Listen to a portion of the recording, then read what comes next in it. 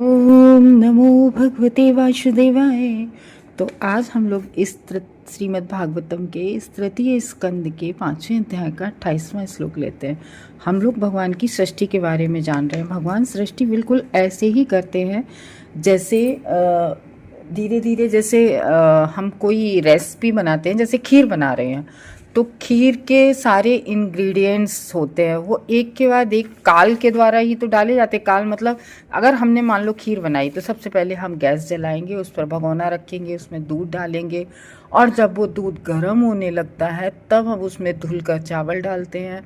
और जब वो चावल दूध में पकते रहते हैं, जब वो खीर बन के तैयार हो जाती है, चावल पक जाते हैं बिल्कुल बहुत अच्छे तरीके से, तब फिर उसमें हम लोग चीनी डालते हैं, इलायची डालते हैं और भी जो भी इंग्रेडिएंट्स होते हैं, मेवा वगैरह डालते हैं। तो इस तरीके से मतलब ये तो नहीं है कि एक साथ हमने उसमें दूध डाला, चावल डाले और मेवा डाल दी और बस चढ़ा दिया। नहीं, एक साथ नहीं डालते ना, सब्जी मतलब इस तरीके से एक एक करके इंग्रेडिएंट्स डालते हैं जब खीर बनाते हैं। तो उसी तरीके से प्रकृति है एकदम से, कैसे उसमें उस प्रकृति में भी जो सृष्टि होती है उसमें भी इंग्रेडिएंट्स होते हैं। जैसे हम लोगों ने कल जाना था प्रधान के बारे में और महातत्व के बारे में, कि प्रधान अवस्था पर भगवान अपनी दृष्टि से क्षोभ करते हैं, फिर महत्त्व होता है। महत्व तो प्रधान अवस्था हम लोगों ने जाना था कि प्रधान अवस्था जब प्रलय काल के समय की होती है तो उस समय अंधकार होता है और प्रकृति के गुण जो सतोगुण, रजोगुण, तमोगुण होते हैं वो प्रधान अवस्था में तीनों साम्य अवस्था में होते हैं। तीनों गुण प्रकृति के साम्य अवस्था मीन्स बराबर बराबर। महत तत्व जब उसमें काल के प्रभाव से भगवान अपनी काल शक्ति के द्वारा प्रधान पर क्षोभ करते हैं। जब महत्त्व तो चमकीला पदार्थ होता है तो महत्त्व होता है, उससे रोशनी हो जाती है। तो महत्त्व मोस्टली महत्त्व में सतोगुण की प्रधानता होती है, लेकिन उसमें कुछ रजोगुण मिल जाता है। तो इस तरीके से महत्त्व में ही हम लोग सब जो जीवात्मा होते हैं वो है। तो अब उसके आगे कल हम लोगों ने महत्त्व तक के बारे में जान लिया था। अब 28 में हम लोग देखते हैं क्या होता है। सो अप्यंस गुण कलात्मा भगवत दृष्टि गोचरः आत्मानं व्यपकरोदात्मा विश्वशास्त्रशुश्रूषया। तो तत्पश्चात उसके बाद, क्योंकि पिछले श्लोक का लिंक है महतत्व के बाद, फिर उसमें तत्पश्चात महतत्व अनेक भिन्न भिन्न भावी जीवों के आकार के रूप में विभेद हो गया। यानी कि जो महतत्व होता है फिर उसमें हम जीवंश होते हैं। तो ये महतत्व मुख्यतः तमोगुणी फिर हो जाता है फिर उसके बाद में। तो क्योंकि फिर धीरे धीरे उसमें अहंकार आता है, कर्म, स्वभाव, बहुत सारे इंग्रेडिएंट्स होते हैं, तो उस तरीके से होता है। तो और यह मिथ्या अहंकार का जन्म देता है। तो फिर उसके बाद में क्या मिथ्या अहंकार हम जीवों में क्या होता है? हम जीवों में मिथ्या अहंकार कैसा होता है कि हम देह हैं, ये मिथ्या अहंकार है। या देह, उसके बाद हम लोग जब शरीर में आ जाते हैं फिर हम लोग कहते हैं कि या हम जिस पद पर है कि हम IAS ऑफिसर हैं, हम डॉक्टर हैं, हम IIT करके हम इंजीनियर बने हैं, हमने IIM किया है, हमने ये किया, हमने वो किया। तो ये सब मिथ्या अहंकार है। एक्चुअली में हम लोग हैं क्या? हम लोग सिर्फ और सिर्फ भगवान के नित्य दास हैं। जो हमारी मेन अवस्था होती है हम उसको भूल जाते हैं, तो ये मिथ्या अहंकार हमारे अंदर हो जाता है, मिथ्या अहंकार को जन्म देता है। यह श्री भगवान का पूर्ण विस्तार है। देखो ये सब चीजें क्या होती हैं, हमारे जो पिछले जो संस्कार होते हैं पिछले जन्म के वो आते हैं, और उसके बाद कुछ कर्म आते हैं जो हम लोगों के कर्म होते हैं, कर्मों का भी प्रभाव होता है। अब जैसे हम लोगों की फैमिली में, जैसे हम लोग कोई हैं, हम लोग जैसे किसी फैमिली में शराब नहीं पीते हैं, तो ये पूर्व जन्म का संस्कार है कि वो शराब को कभी मतलब पीना तो बहुत दूर की बात रही, कभी हाथों से छुआ या देखा भी नहीं, छुआ भी नहीं। तो ये है कि नहीं है? तो ये इसमें बता रहे हैं कि श्री भगवान का पूर्ण विस्तार है मिथ्या अहंकार, जो सर्जनात्मक सिद्धांतों की पूर्ण चेतना तथा फलन काल से युक्त होता है। तो इस श्लोक में ये बता रहे हैं कि जो यानी कि जो इंग्रेडिएंट्स मीन्स जो द्रव्य पड़ते हैं, जैसे खीर में चावल, दूध पड़ा, चावल पड़ा, शक्कर पड़ी, इलायची पड़ी, मेवा पड़ी, ये तो प्रधान अवस्था जब होती है प्रकृति की, जिसमें गुण सामान्य अवस्था में होते हैं, तो फिर उसमें क्या होता है कि जो पिछले जन्म के मन में संस्कार छाप लिए होते हैं, पिछले जन्म के जो पिछले जन्म के संस्कार होते हैं, जो कर्म नहीं किया है, तो जो कर्म किया नहीं है, जैसे कभी शराब पी नहीं है, उसका संस्कार मन में कभी आता ही नहीं है। कि जिसने कभी भी नहीं पी शराब, तो उसके मन में भी नहीं आएगा कि हम शराब पी ले। तो जब संस्कार से फिर इच्छा मिलाते हैं, और अगर जो लोग पीने लगते हैं तो वो क्या है कि फिर कुछ तो पिछले जन्म के संस्कार हो, तो फिर उस इच्छा, चलो एक पैक ले लेते हैं, इस तरीके से। देखो, आप ये नहीं कहना भौतिक जगत की बात हो रही है यहाँ भागवत में, ये केवल क्योंकि जब भी हम भागवतम समझते हैं, ये इतना मतलब ये जो सब्जेक्ट है बहुत टफ है, इसको भौतिक एग्जाम्पल दे के समझाएंगे तभी समझ में आता, और ऐसे ही हमने भी समझा था।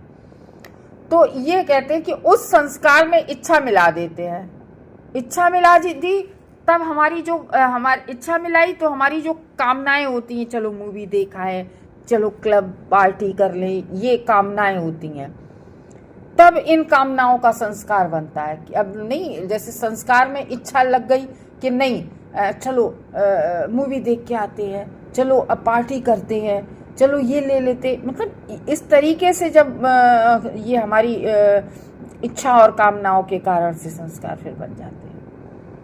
और अच्छा, सब हो रहा होता है भगवान की, बिल्कुल भगवान के दृष्टि के आगे हो रहा होता है। ऐसा नहीं है कि भगवान ने कहा कर लो तो वो सब कार्य हो रहा है, नहीं, एक एक चीज पे नजर है भगवान की। जैसे गृहिणी रसोई में खाना बनाती है, तो उसकी एक एक नजर होती है, अच्छा दूध खौलना चाहे, कहीं बाहर ना निकल जाए, इसमें अब चावल डलने हैं, देखिए चावल पक गया, देखिए चावल मिल गया, देखिए खीर मिल गई।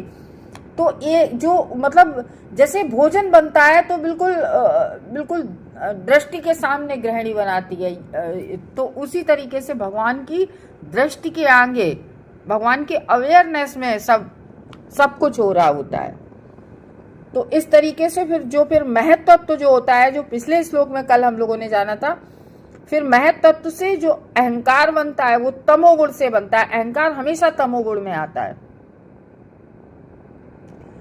जो फिर हो रहा है। और अहंकार जो होता है, अहंकार में द्रव्यात्मक ज्ञानात्मक क्रिया जो होती है, वो मतलब हमारा जो अज्ञान है वो ढका रहता है। अज्ञान मतलब कैसे, हम ये भूल जाते हैं, ये ढक के हम शरीर नहीं, हम आत्मा है, हम ये चीज भूल जाते हैं, ये अज्ञान से ढक जाता है।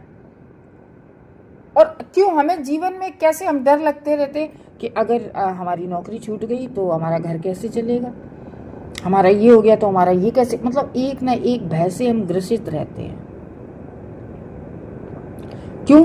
क्योंकि जबकि हम लोग ये जानते हैं कि आत्मा, हम लोग भगवत गीता पढ़ते हैं तो भगवान आत्मा के बारे में हम लोगों ने, और हम सब लोग जानते हैं, कहने को हमने बड़े ज्ञान नहीं है, लेकिन वो आदमी भी मुंह से एक बार कह देगा, भागवतम का ज्ञान नहीं है, लेकिन ये कह देगा कि देखो आत्मा है, आत्मा को न जलाया जाता है, न काटा जा सकता है, न मारा जा सकता है, आत्मा को तो कुछ नहीं हो सकता। तो हम लोग हैं क्या? हम लोग तो ये शरीर है, और शरीर तो एक्चुअली में इसीलिए होता है, नाशवान होता है, और किसी को भी पता नहीं है हमारा शरीर कितने दिनों के लिए, कब तक हमारे साथ रहेगा। तो ये अज्ञान से ढक जाता है कि हम शरीर नहीं, हम आत्मा है। तो और दूसरी बात ये, काल के बिना कुछ होता नहीं। हम लोग कहते नहीं है कि अभी समय नहीं है इसलिए ऐसा कार्य नहीं हो रहा।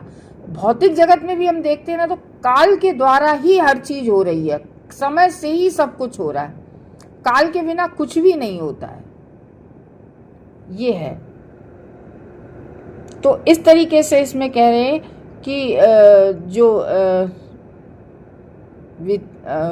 श्वास रूपी निमित्त कारण, गुण रूपी उपादान कारण, काल रूपी क्षोभक के अधीन, इस तरीके से महत तत्व में श्री भगवान की दृष्टि पड़ने पर भगवान की इच्छा से वशीभूत होकर जो है, जो हम अंश हैं भगवान के, जीवात्माएं हैं, जो हम जीवात्मा हमेशा स्वभाव से युक्त होते हैं। हम जीवात्माओं का सबका स्वभाव होता है और उसी के निमित्त पूरा ये जो जग है वो बन रहा है, क्योंकि हमारी इच्छा होती है। हमारी इच्छा से ही, भगवान की कोई इच्छा नहीं होती है जिससे ये जग बन रहा है। तो इस तरीके से प्रकृति के जो 3 गुण होते हैं, सतोगुण, रजोगुण, तमोगुण, ये उपादान कारण होते हैं उसमें। तो मेन जो इसके इस सृष्टि के इंग्रेडिएंट्स होते हैं, मानी हम जीवात्मा। तो हम जीवात्मा स्वभाव लेके हमेशा चलते हैं अपना अपना। तो ये ढकता किससे है? अविद्या है और हमारी जो काम इच्छाएं हैं ये। तो इन सब से जो है जीव ढके रहता है कि हम जीव समझता है कि हम देह हैं स्वभाव से और इच्छाओं से। हम लोग यही समझते हैं कि हम जो है देह हैं, आत्मा हम भूल जाते हैं कि हम आत्मा हैं। तो महतत्व शुद्ध आत्मा एवं भौतिक अस्तित्व के बीच का माध्यम है। तो हम महतत्व में ही हम सब जीवात्माएं होती हैं। और फिर उसी तरीके से फिर धीरे धीरे हम लोगों में, हम जीवात्माओं में होता है ना, अहंकार भी आता है, मन, बुद्धि, अहंकार सब आता है, धीरे धीरे सब पढ़ेंगे आगे।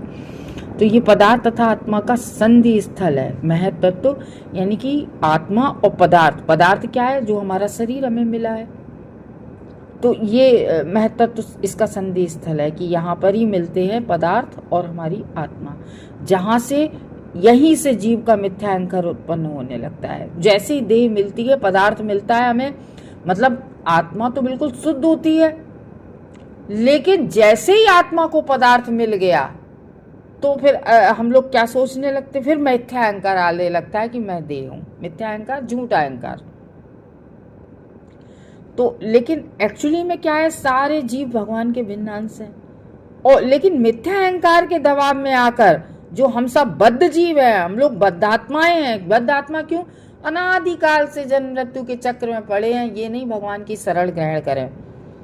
तो इस तरीके से हम सब बद्धात्मा जीव हैं, जो ये पूर्ण पुरुषोत्तम भगवान के भिन्नांश होते हुए भी, भगवान के हम लोग भिन्नांश हैं, और भिन्नांश होते हुए भी हम लोग क्या करते हैं कि प्रकृति के भोक्ता होने का दावा करते हैं कि ये प्रकृति है, ये हमारे भोग के लिए है। हम लोग यही कर करके आज प्रकृति को और बर्बाद किए दे रहे हैं। तो लेकिन है क्या भगवत गीता में? भोक्ता राम यज्ञ तपसाम। भोक्ता तो एक ही है, केवल भगवान। लेकिन हम लोग क्या समझते हैं मिथ्या अहंकार से कि हम भोक्ता है। ये सब जो भगवान ने पूरी प्रकृति बनाई है हमारे ही लिए तो बनाई है, इनके सबके भोक्ता तो हम ही हैं। ये मिथ्या अहंकार हमें भौतिक अस्तित्व के बंधन में बांधता रहता है। तो और ये अहंकार कैसे दूर हो सकता है? जैसे जैसे हम भागवतम सुनेंगे। अब इसका एक ये भी तो है कि हर बीमारी होती है तो बीमारी का इलाज भी होता है। अगर ये बीमारी है कि हम अपने आत्मा को देह माने हुए हैं कि नहीं हम देह हैं, तो इस बीमारी का इलाज है भागवतम, भगवान का नाम जप। हम भागवतम पढ़ते हैं तो हमें सब समझ में आता है। तो भगवान मोहग्रस्त जो बद्धात्माओं हम सब है, मिथ्या अहंकार से मुक्त होने के लिए भगवान हमें बार बार अवसर प्रदान करते हैं। हमें क्या मिलता है? हमें जन्म मिलता है मनुष्य योनि में। भगवान हमें ये एक बहुत बड़ा अपॉर्चुनिटी देते हैं कि मनुष्य, क्योंकि भैंस तो जानेगी नहीं, ना गाय जानेगी, ना कुत्ता जानेगा कि हमें भगवत धाम भगवान के चरण कमलों की प्राप्ति कैसे करनी होती है। ये तो मनुष्य ही जान सकता है, क्योंकि मनुष्य में इतना ज्ञान और बुद्धि दी हुई है। तो भगवान हमें बार बार अवसर प्रदान करते हैं मनुष्य योनि में जन्म देके, लेकिन हम बद्धात्माएं फिर वही करने लगते हैं कि भोक्ता खुद भोगने लगते हैं प्रकृति को। इसी कारण से भौतिक दृष्टि कालांतरों पर होती रहती है। तो जब बार बार फिर सृष्टि होती है, इसी वजह से कालांतर मतलब थोड़े थोड़े समय की प्रलय होती है, फिर सृष्टि होती है। भगवान फिर तरस खाते हैं हम जीवों पर, फिर सृष्टि करते हैं। तो वे बद्धात्माओं को अपने मिथ्या अहंकार के जो कार्यों को सुधारने की भगवान सारी सुविधाएं प्रदान करते हैं। तो ये है कि हम लोगों को भगवान, देखो अगर हमें अपॉर्चुनिटी मिली है, जैसे हम भागवतम का पढ़ पा रहे हैं अगर 1-2 श्लोक, ये हम नहीं पढ़ पा रहे हैं, ये भगवान हमारे लिए ये आयोजन कर रहे हैं। कि भाई इस तरीके से तुम पढ़ो और पढ़ के तुम समझो और जानो, और इस तरीके से हम लोग भगवान के धाम जा सकते हैं। किंतु श्री भगवान के भिन्नांश होने की उसकी यत्किंचित स्वतंत्रता में व्यवधान नहीं डालते। तो भगवान हमें अवसर तो देते हैं, लेकिन फिर उसमें कोई हस्तक्षेप नहीं करते हैं। कि तभी तो हम जीव भगवान की क्या है, तटस्थता शक्ति कहा गया है कि चाहे तो तटस्थता शक्ति, यानी कि हम जीव भगवान की 3 शक्तियां होती हैं।